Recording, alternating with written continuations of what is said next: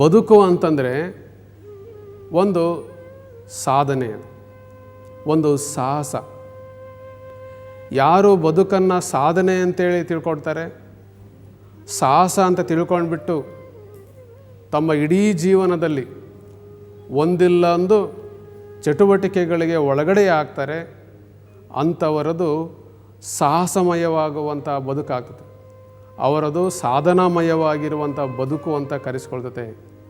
ಹೀಗೆ ನಾವುಗಳು ಏನಪ್ಪ ಮಾಡಬೇಕಾಗಿದೆ ಅಂತಂದರೆ, ಒಂದು ಸಾಧನಾಮಯವಾಗಿರುವಂಥ ಸಾಹಸಮಯವಾಗಿರುವಂಥ ಬದುಕನ್ನು ಕಟ್ಟಿಕೊಳ್ಳುವಂಥ ಸಂದರ್ಭವನ್ನು ನಮಗೆ ನಾವೇ ತಂದುಕೊಳ್ಳಬೇಕು.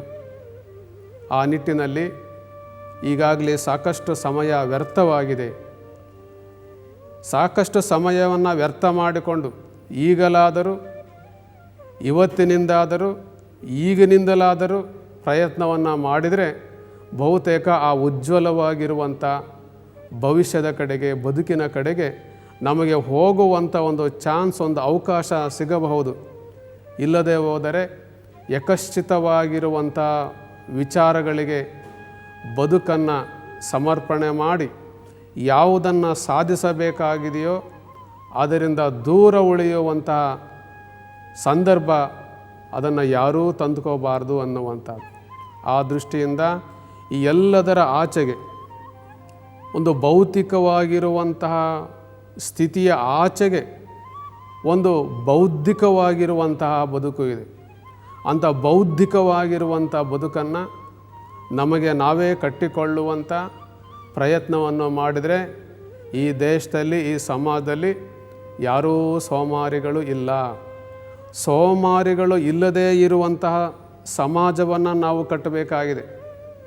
ಸೋಮಾರಿಗಳಿಲ್ಲದ ಸಮಾಜ ಅಂದರೆ ಅದು ಕಾಯಕ ಪ್ರಧಾನವಾಗಿರುವಂಥ ಸಮಾಜ, ಕಾರ್ಯ ತತ್ಪರವಾಗಿರುವಂಥ ಒಂದು ಸಮಾಜ. ಅದು ಅಂತಹ ಒಂದು ಕಾರ್ಯ ತತ್ಪರವಾಗಿರುವಂಥ, ಕಾಯಕ ಪರವಾಗಿರುವಂಥ ಸಮಾಜವನ್ನು ಕಟ್ಟಬೇಕು ಅನ್ನೋದಾದರೆ ನಾವೆಲ್ಲರೂ ಏನಪ್ಪ ಮಾಡಬೇಕಾಗಿದೆ, ಕಾರ್ಯಕ್ಕೆ, ಒಂದೊಂದು ಕಾರ್ಯಕ್ಕೆ, ಕಾಯಕಕ್ಕೆ, ಕರ್ತವ್ಯಕ್ಕೆ ನಮ್ಮ ಆಯುಷ್ಯವನ್ನು ಅಳೆದು ಹಾಕ್ತಾ ಹೋಗಬೇಕಾಗ್ತದೆ.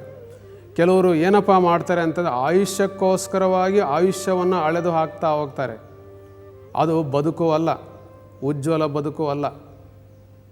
ಯಾರು ಕರ್ತವ್ಯಕ್ಕೋಸ್ಕರವಾಗಿ ಆಯುಷ್ಯವನ್ನು ಅಳೆದು ಹಾಕುತ್ತಾರೆ ಅವರ ಬದುಕು ಅಪ್ರತಿಮ ಬದುಕು ಅನ್ನಿಸ್ಕೊಳ್ತದೆ.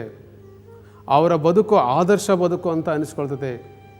ಈ ರೀತಿಯಾಗಿರುವಂಥ ಒಂದು ನಿರ್ಧಾರ ನಮ್ಮದಾಗಬೇಕಾಗಿದೆ, ವಿಚಾರ ನಮ್ಮದಾಗಬೇಕಾಗಿದೆ. ಆಗ ಒಂದು ಸುಂದರವಾಗಿರುವಂಥ, ಅರ್ಥಪೂರ್ಣವಾಗಿರುವಂಥ ವ್ಯಕ್ತಿತ್ವವನ್ನು, ಸಮಾಜವನ್ನು ನಾವುಗಳು ನಿರ್ಮಾಣ ಮಾಡಲಿಕ್ಕೆ ಸಾಧ್ಯವಿದೆ ಎನ್ನುವಂಥದ್ದು.